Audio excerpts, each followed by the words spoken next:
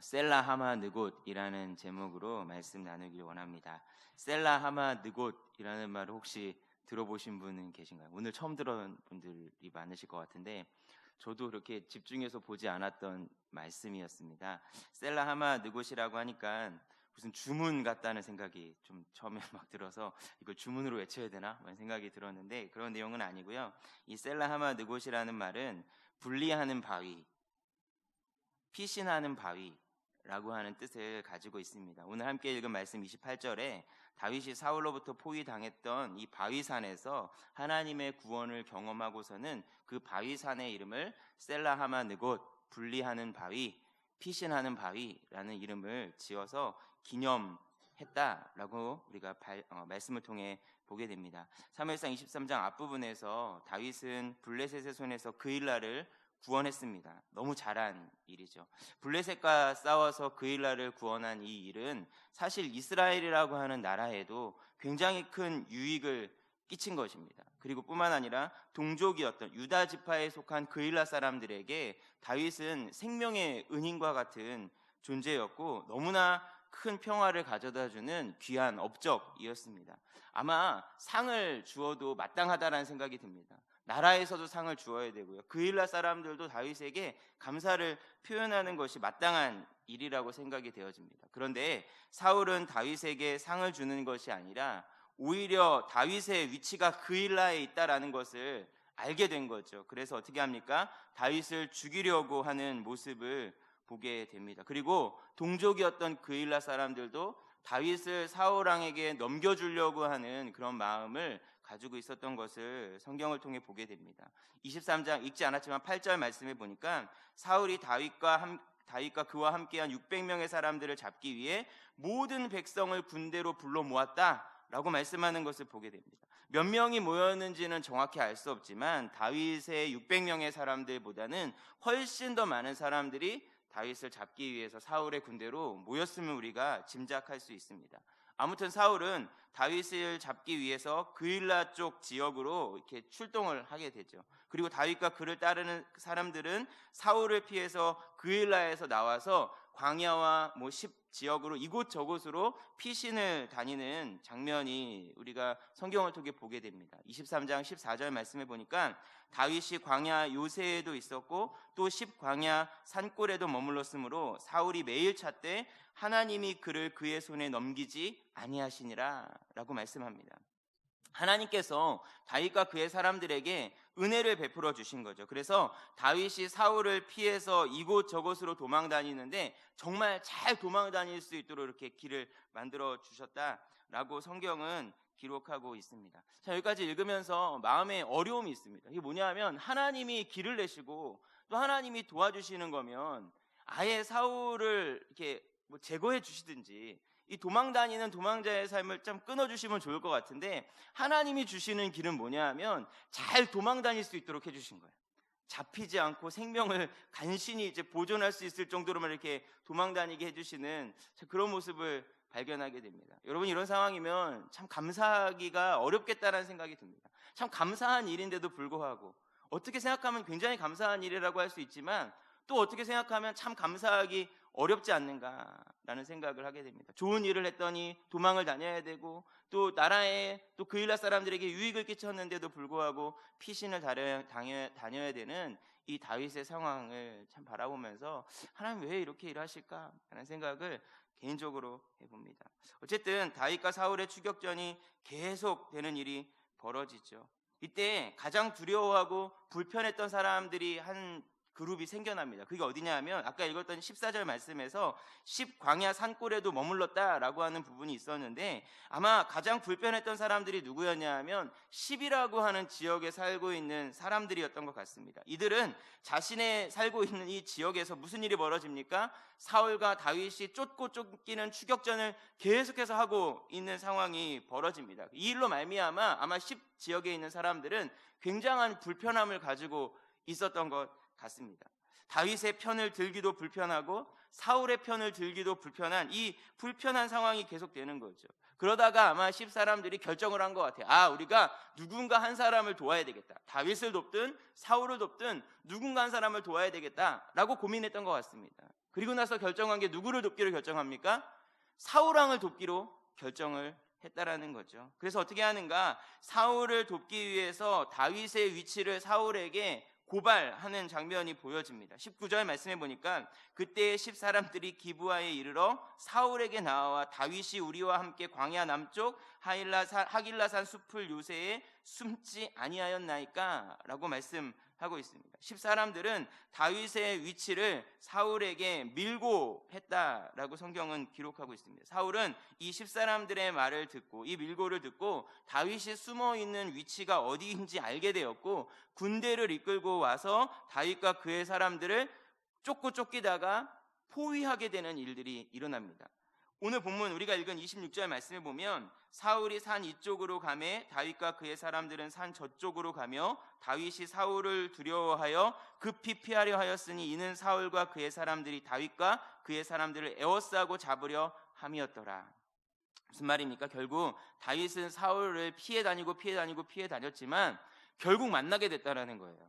결국 잡히게 되었다라는 거죠. 그리고 산을 사이에 두고 그림을 한번 그려보세요. 산이 이쪽에 있고 또 다른 산이 이쪽에 있는 겁니다. 이렇게 산을 이렇게 마주보고 두 개의 산을 이제 세워져 있는데 이 산을 마주보고 한쪽 산에는 사울의 군대, 사울과 그에 함께한 군대가 있는 거고요. 또 한쪽 산에는 다윗과 그의 군대가 다윗과 그의 사람들이 이렇게 대치를 하고 있는 그런 상황이 되었다라는 것입니다. 그런데 이 대치는 이 두 개의 군대가 대치하고 있는 것은 동등한 위치에서 대치하는 게 아닙니다.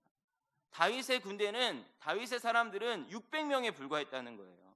근데 사울의 사람들은 몇 명이었는가 자세히 기록하고 있지는 않지만 다윗의 600명의 군대보다 훨씬 더 많은 사람들이 사울과 함께 다윗을 잡기 위해서 이곳에 모여 있다라고 생각을 해보시면 좋을 것 같습니다. 그럼 어떤 상황인가? 다윗이 산 위에서 머물러 있고 사울의 군대가 그 산을 포위하고 있는, 둘러싸고 있는 이제 그런 상황이라고 생각하시면 좋을 것 같습니다. 그런데 이 문제는 뭐냐면 이 산이 무슨 산인가?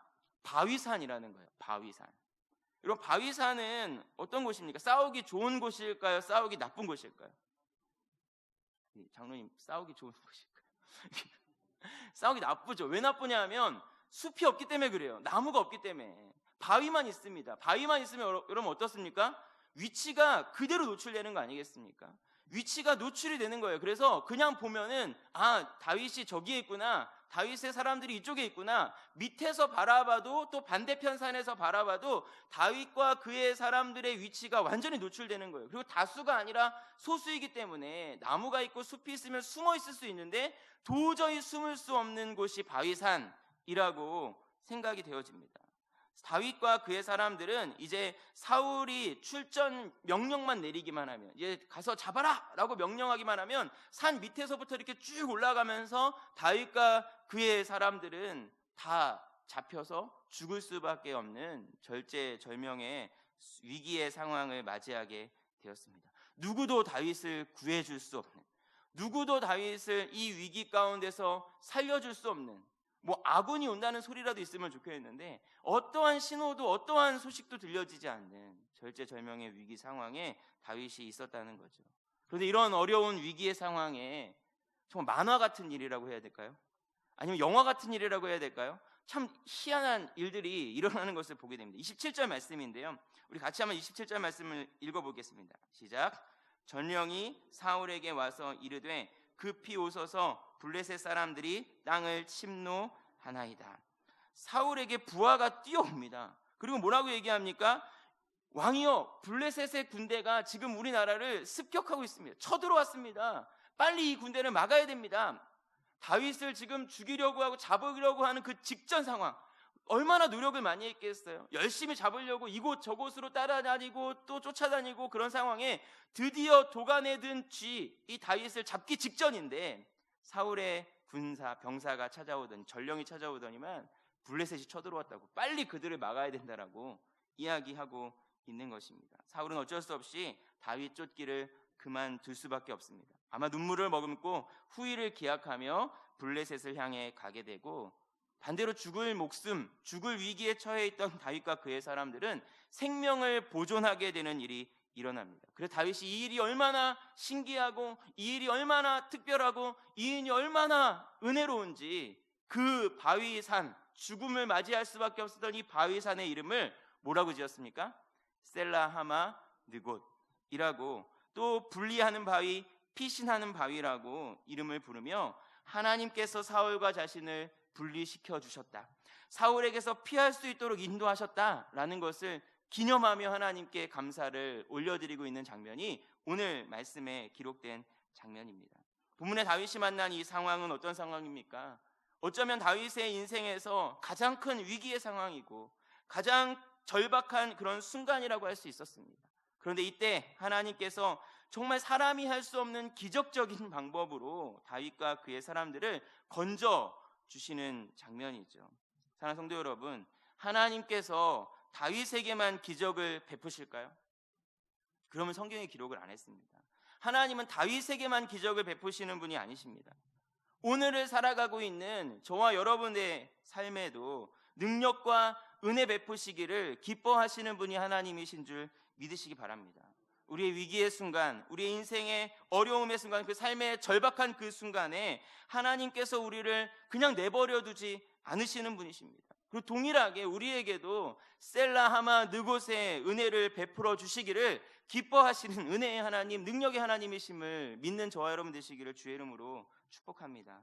오늘 본문의 다윗이 이 절박한 순간에 물론 무엇을 했는가? 가만히 생각해 볼 때 하나님께서 역사를 베풀어 주신다 그러면 저는 이런 말씀이 떠오릅니다. 역대하 16장 9절 말씀인데요. 이 말씀입니다. 여호와의 눈은 온 땅을 두루 감찰하사 전심으로 자기에게 향하는 자들을 위하여 능력을 베푸시나니. 여기서 감찰한다라는 말은 무슨 말이냐면 선원이 노를 열심히 저어서 빨리 간다라는 뜻입니다. 얼마나 열심히 노를 저었는지 배가 굉장히 빨리 가고 있는 모습을 감찰하다라고 하는 말에 이게 들어있는 내용입니다. 이게 무슨 말이냐? 하나님께서 열심히 마음을 다하고 힘을 다해서 사람을 찾아다니신대요. 도와주려고 찾아다니시는데 누구를 찾으시는가? 전심으로 온 마음을 다해서 하나님을 찾는 자들에게 은혜를 베풀어 주신다라고 말씀합니다. 그런 의미로 보았을 때 다윗이 이런 절제절명의 순간 가만히 있었는데 하나님께서 도와주셨느냐? 저는 그렇게 생각하지 않습니다.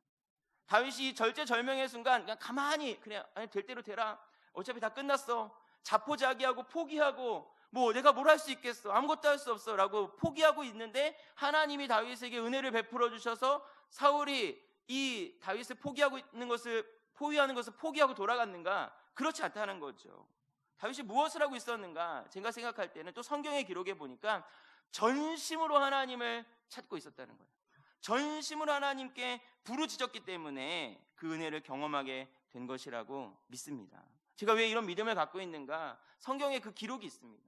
시편 54편의 말씀이에요. 우리 한번 찾아볼까요? 시편 54편입니다.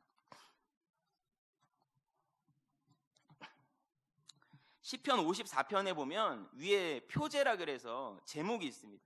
표제에 뭐라고 써있냐? 이렇게 써있습니다. 10사람이 사울에게 이르러 말하기를 다윗이 우리가 있는 곳에 숨지 아니하였나이까 하던 때에 라고 써있는 것을 보게 됩니다. 본문의 상황이죠. 오늘 본문이 일어나고 있는 상황입니다. 시편 54편에 보면 다윗이 이 절박한 순간에 어떻게 했는지를 우리가 볼 수 있습니다.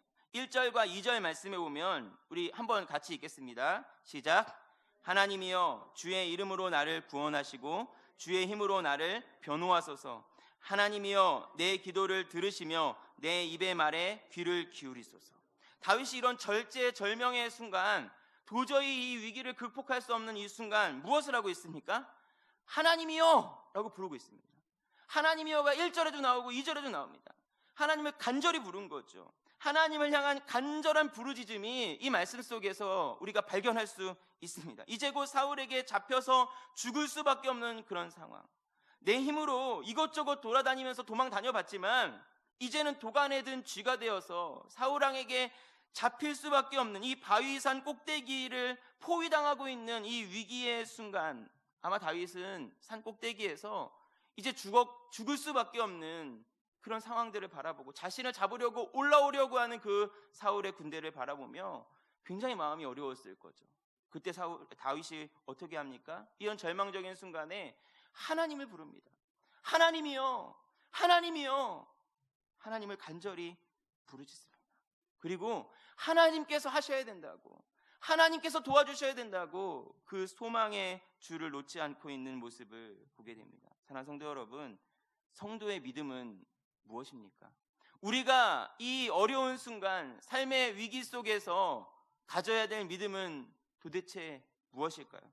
히브리서 11장 6절 말씀에 믿음이 없이는 하나님을 기쁘시게 하지 못하나니 하나님께 나아가는 자는 두 가지를 믿어야 된대요. 첫 번째, 그가 계신 것과 또한 그가 자기를 찾는 자들에게 상 주시는 이심을 믿어야 할지니라. 이게 무슨 말입니까? 하나님의 존재를 믿고요, 그 하나님께서 하나님을 간절히 찾는 자들을 위해서 일하신다 라고 하는 그 믿음을 갖는 것이 사실 저와 여러분들이 이 세상을 살아가면서 가져야 될 믿음의 모습이라고 성경은 말씀하고 있습니다. 이 믿음이 있다면 어떻게 해야 됩니까? 오늘 다윗이 하나님이여 하나님이여 하나님을 불렀던 것처럼 하나님을 향한 부르짖음이 있어야 할 줄 믿습니다. 하나님께 소망을 두고 하나님의 역사하심과 능력을 믿고 부르짖어야 됩니다.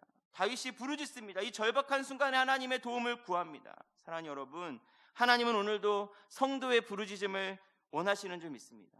여러분의 삶의 문제를 놓고 풀리지 않는 어려움 앞에 절박한 심령으로 내가 발버둥 치면서 이 문제를 해결하려고 하는 것이 아니라 하나님께 소망을 두고 하나님께서 일하실 것을 믿고 하나님이여 하나님이여 하나님을 부르짖을 수 있는 우리 모두가 되어야 할 줄 믿습니다. 그럼 궁금한 건 이러죠. 하나님 부르면 됩니까? 그냥 하나님이여 하나님이여 이렇게 부르면 하나님 와서 그래 내가 도와줄게 하고 와서 막 도와주십니까? 잘 부르짖어야 됩니다. 그냥 부르짖으면 안 되고요, 잘 부르짖으셔야 돼요. 무엇을 부르짖는가, 그 기도의 내용이 중요한 것을 보게 됩니다. 시편 54편 3절 말씀에 다윗이 드리는 기도의 내용을 우리가 발견할 수 있는데, 우리 3절 말씀을 한번 같이 읽겠습니다. 낯선 자들이 일어나 나를 치고 포악한 자들이 나의 생명을 수색하며 하나님을 자기 앞에 두지 아니하였음이니이다 라고 말합니다. 다윗이 절박하게 부르짖는 내용이 있는데 이게 뭐라 그럽니까? 여기서 낯선 자, 포악한 자, 낯선 자들이 나를 치고 포악한 자들이 나의 생명을 수색합니다 라고 얘기하는데, 이 낯선 자, 포악한 자라고 하는 말은요, 이방인을 뜻합니다. 이방인. 근데 궁금한 건 이런 거죠. 이 사람들이 이방인입니까? 유대인이죠. 다윗을 쫓고 있는 사울도 유대인이고요, 또 다윗을 고발해서 다윗이 있는 위치를 알려줬던 10사람들도 유대인입니다. 심지어 다윗과 같은 유다 지파 사람이에요. 그럼 분명 유대인인데 왜 이 사람들을 이방인이라고 얘기하느냐? 뒤에 그 부분에 대한 설명이 있습니다. 왜 이들을 낯선 자, 포악한 자라고 말하느냐? 하나님을 자기 앞에 두지 않았기 때문이라고 말합니다. 하나님을 자기 앞에 두지 않았다. 이게 무슨 말이냐? 하나님을 두려워하지 않고 하나님을 업신여기는 사람들, 이런 사람들이 이방인이라는 거예요. 그들이 혈통적으로는 유대인일지 모르지만 하나님을 두려워하지 아니하고 하나님을 업수히 여기고 하나님의 존재를 정말 의심하고 하나님의 존재를 하찮게 여기는 그런 사람들이라면 그들은 낯선 자이고 그들은 포악한 자이고 그들은 이방인이다 라고 다윗이 하나님 앞에 고백하고 있는 겁니다. 그러면서 뭐라 그러는가? 이런 낯선 자들, 이 포악한 자들이 하나님을 두려워하지 않고 하나님을 업신 여기는데, 그래서 저를 공격하고 있는 하나님, 이들을 막아주셔서 하나님을 업수히 여기지 않게 도와달라고, 하나님을 우습게 여기지 않게 도와달라고, 하나님의 이름이 높아지기를 원한다고 다윗이 지금 그렇게 기도하고 있는 것을 보게 됩니다. 저는 여기서 우리가 드려야 하는 기도의 제목, 하나님을 부르짖을 때 어떻게 부르짖어야 되는가, 어떤 제목으로 부르짖어야 되는가라는 것을 생각하게 됩니다. 하나님을 향한 부르짖음은 사실 단순히 나의 문제를 넘어서는 기도 제목이 되어야 할 줄 믿습니다. 이게 무슨 말인가? 내 문제가 하나님의 문제가 되어야 되는 거예요. 오늘 내가 간절히 구하고 있는, 하나님 도와달라고, 하나님 역사해달라고 부르짖는 그 기도의 제목이 내 기도 제목을 넘어서서 하나님의 기도 제목이 되게 해야 한다는 겁니다. 그리고 하나님의 문제가 나의 문제가 되어서 기도해야 한다는 거죠. 여러분이 여러분의 그런 기도의 제목들, 그 문제에 응답을 받는 것이 하나님과 관계가 있습니까? 예를 들어서 내가 이 어려움을 극복해야 되는데, 이 재정적인 문제를 극복해야 되는데, 이 재정적인 문제를 극복하는 게 나하고만 관련이 있습니까? 아니면 하나님과도 관련이 있습니까? 내가 이 병이 낫는데, 이 질병의 문제에서 해결을 받아야 되는데, 이 병이 낫는 것이 나하고만 관련이 있습니까? 아니면 하나님과도 관련이 있습니까? 여러분, 성도의 기도 제목은요, 우상에게 비는 것과는 달라야 됩니다. 우상한테 비는 건 어떻게 합니까? 그냥 내 문제 해결해 달라고. 그리고 정한수를 떠놓고 비는 거 아니에요. 도와달라고 비는 거 아니에요. 나를 도와달라고. 그런데 여러분, 하나님께서 응답하시는 부르짖음은 나만을 위한 것이 아니에요. 하나님은 우상이 아니시기 때문에. 하나님은 하나님의 영광을 위해서만 일하시는 줄 믿습니다. 그렇기 때문에 내가 이 문제를 해결함 받는 것이 하나님과의 문제가 해결되는 것, 하나님의 문제가 해결되는 것과 연결이 되어 있어야 되고, 내가 질병에서 노임을 받는 것이 하나님의 이름과 하나님의 나라와 연관이 있어야 되는 줄 믿습니다. 그래서 여러분이 부르짖을 때 좀 더 생각하셔야 돼요. 하나님, 나를 도와주세요를 넘어서서 나를 도와주시는 것이 하나님의 뜻인 줄 믿습니다. 내 질병에 노임받는 것을 통해서 하나님의 이름이 드러나기를 원합니다. 하나님의 나라와 관련이 있는 기도의 제목이 되어져야 할 줄 믿습니다. 제가 전에 사역하던 교회에 한 여집사님이 계셨어요. 갑자기, 굉장히 밝은 집사님이셔서 갑자기 살이 빠지시더라고요. 살이 빠지셔서 다이어트를 굉장히 심하게 하시나 보다라고 생각을 했습니다. 근데 시간이 지났는데 너무 빠지시는 거예요. 그래서 병원을 좀 가보라고 순 식구들이 좀 요청을 해서 병원에 갔더니 위암 4기 판정을 받으셨어요. 제가 맡은 교구의 집사님이셔서 제가 굉장히 무거운 마음을 가지고 그분을 상담을 하고 기도해드리러 갔어요. 그래서 위로하러 제가 찾아갔는데 오히려 제가 도전을 받고 오히려 은혜를 받았어요. 이렇게 아픈 사람 앞에서 은혜 받으면 오히려 위로에 가야 되는데 제가 위로와 은혜를 받고 왔어요. 제가 구체적으로 기도 제목을 주시면은, 물론 뭐 병이 낫는 것도 중요하지만 구체적인 기도 제목을 주시면 같이 기도하겠다라고 이렇게 얘기했더니 그 집사님께서 이렇게 말씀하셨는데 아직도 제 기억에 생생하게 기억이 남습니다. 뭐라고 말씀하셨냐면 이렇게 얘기했어요. 목사님, 제가 그동안 암 환자들을 보면서 기도도 하고 위로도 했었는데 사실 진심으로 그들을 위로하거나 그들을 위해 기도하지 못했던 것 같아요. 근데 제가 이제 암에 걸리고 나니까 그들을 위해서 진심으로 위로하고 기도할 수 있을 것 같아요. 만약에 하나님께서 저에게 은혜를 베풀어 주셔서 제가 치료를 받게 된다면 제가 이분들을 진심으로 위로하고 하나님의 역사를 간증하는 삶의 나를 드리고 싶어요. 목사님, 제가 그렇게 할 수 있도록 기도해 주세요. 그렇게 얘기하시더라고요. 저 같으면 저를 위해 기도해 주세요. 병 낫기를. 제 애들 아직 어린데 저희 아이들을 위해서 좀 기도해 주세요.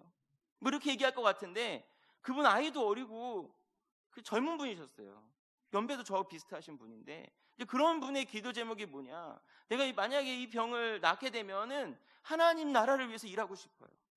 하나님의 이름을 위해서 또 나처럼 이렇게 연약한 상황에 있는 그 사람들을 위해서 좀 위로해주고 싶어요. 그러면 어떻게 되셨을까요? 하나님 은혜 베풀어 주셨습니다. 많이 회복하시고 오히려 그런 사람들 위로하는 일들을 하고 계시다는 소식을 듣습니다. 제 이야기를 들으면서 참 충격을 많이 받았는데 이런 기도에 하나님 응답하신다는 생각이 들었습니다. 사랑하는 성도 여러분, 우리의 기도가 단순히 내 문제 때문에 간절히 부르짖는 것이 아니라 하나님과 관련이 있는 기도가 되어야 할 줄 믿습니다. 내 문제가 하나님의 문제가 되고 내 문제가 해결되는 것이 하나님께 유익한 문제의 해결이 되어지기를 위해서 간구해야 되는 줄 믿습니다. 다윗은 절제절명의 위기 상황 속에서도 하나님을 기억하고 부르짖습니다. 그리고 자신의 문제가 하나님의 문제이고 자신의 문제가 해결되는 것이 하나님께 유익이 되는 것임을 간절히 구하고 있는 것을 보게 됩니다. 결국 하나님은 사람의 방법이 아니라 하나님의 방법으로 다윗과 그의 사람들을 구원하시는 은혜를 베풀어 주셨습니다. 말씀을 정리합니다. 하나님은 다윗에게 그러셨던 것처럼 오늘 셀라 하마 느곳의 역사를 누군가에게도 베풀어 주기를 원하십니다. 저와 여러분이 그런 은혜의 수여자가 되길 바랍니다. 그러면 어떻게 해야 됩니까? 부르짖으셔야죠. 하나님이여, 하나님이여 부르짖으셔야죠. 하나님께 소망을 두고 부르짖어야 되는 줄 믿습니다. 그런데 그 부르짖음의 기도가 내 문제의 해결이 하나님의 문제의 해결이 될 수 있도록 부르짖어야 할 줄 믿습니다. 내 문제가 해결되는 것이 하나님께서 영광 받으신다라는 것을 놓고 그렇게 기도할 수 있는 저와 여러분이 되어야 할 줄 믿습니다. 그래서 스텔라 하마 느곳, 좀 어려운 말이지만 이 스텔라 하마 느곳의 역사가 저와 여러분들의 삶 가운데도 일어나는 은혜가 있으시기를 주의 이름으로 축원합니다.